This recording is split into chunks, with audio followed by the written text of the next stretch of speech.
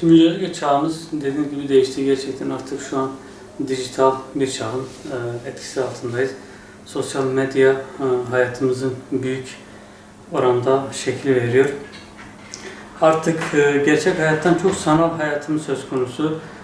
Hayallerimiz, yaptığımız işlerle, yaptığımız faaliyetlerle daha çok sosyal medyada varlık gösteriyor. Yani sosyal medya, dijital hayat şu an değişmez bir fenomen haline gelmiştir.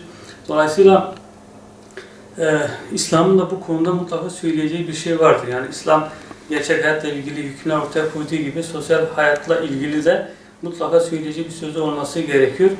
Öncelikle şunu bilmemiz lazım. Gerçek hayatta cari olan, geçerli olan bütün hükümler aynı şekilde sosyal medyada da geçerlidir. Yani bir Müslüman İslam'ı gerçek hayatta yaşadığı gibi aynı şekilde o gerçek İslam'ın bütün hükümlerini de sosyal medyada dijital hayatta hayata geçirmesi lazım. Yani dijital medya ya da sosyal hayat İslami hükümlerden azade, bağımsız bir alan değildir. Bu noktada bir Müslüman kişi nelere dikkat etmeli? Gerçek hayattaki yalancılık aynı şekilde burada da geçerli.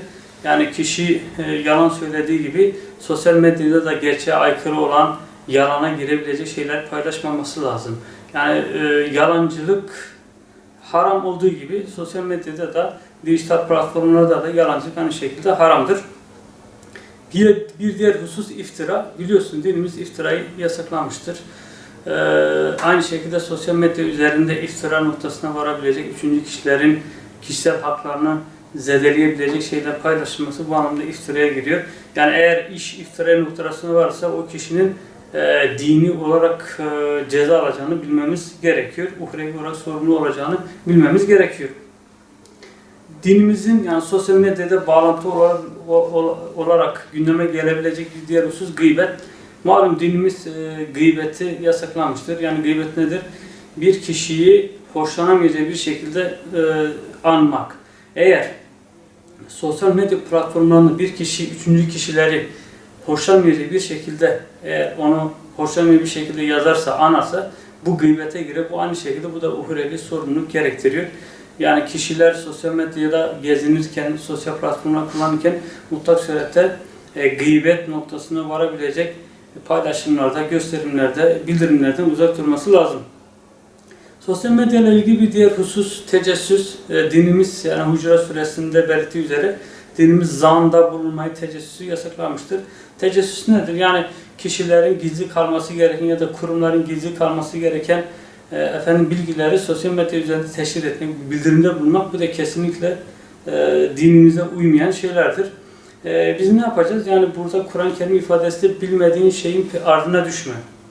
Biz de bilmediğimiz şeyi hakkında bilgisiz sahibi olmadığımız konularda tecessüse varan bildirimlerden uzak durmamız lazım.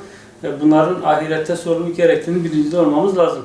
Aynı şekilde yine sosyal medya ile ilgili, sosyal medya fakir ile ilgili ne diyebiliriz? Şunu da ekleyebiliriz.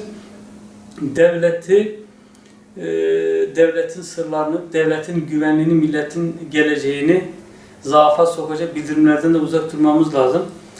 Zira devlete isyan sadece fiil olarak yapılan bir şey değildir. Yani sosyal medya üzerinde insanları getirmek, insanları galyana getirmek, kovuculuk yapmak, isyana, taşkınlığa teşvik bu da kesinlikle yasak olan bir şeydir. Bizim fıkıh kitaplarımızda buna bağî suçu ile ifade edilir. Sosyal medyada bu tür faaliyette bulunmak aynı zamanda bağî suçu yani terör suçu kapsamına girer.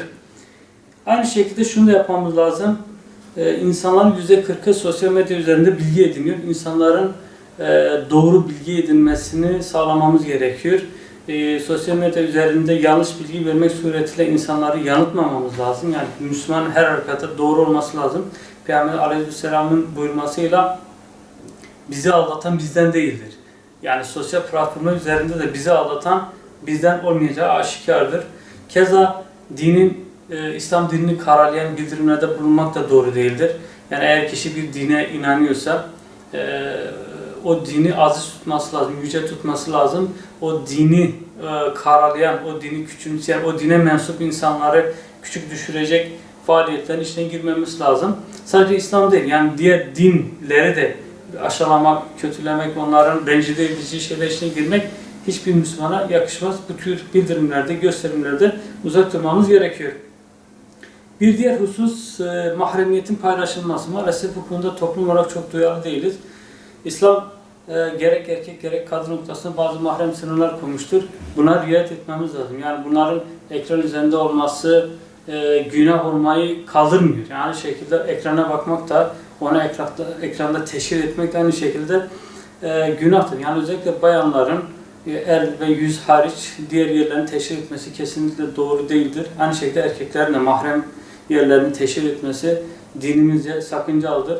Yani bu konuda günlük hayatta görmememiz gereken, bakmamamız gereken şeyler de sosyal medya üzerinde de onlara da bakmamamız gerekiyor. Yani Rabbimiz Kur'an-ı Kerim'de buyuruyor, o erkeklere söyle gözlerini indirsinler, o bayanlara söyle gözlerini indirsinler. Bu emir, bu ayet aynı zamanda sosyal medyada ilgilendiriyor. Bu konulara riayet etmemiz lazım. Bu yasakları aynı şekilde uygulamamız lazım. Son olarak şunu ekleyelim. Malum kişiler ürün alırken reklamlara ve sosyal medya üzerindeki bildirimlere önem veriyor. Bildirimde bulunurken reklam, yani yanlış yönlendirebilecek reklam ve tanıtıcı faaliyetlerden uzak durmamız lazım.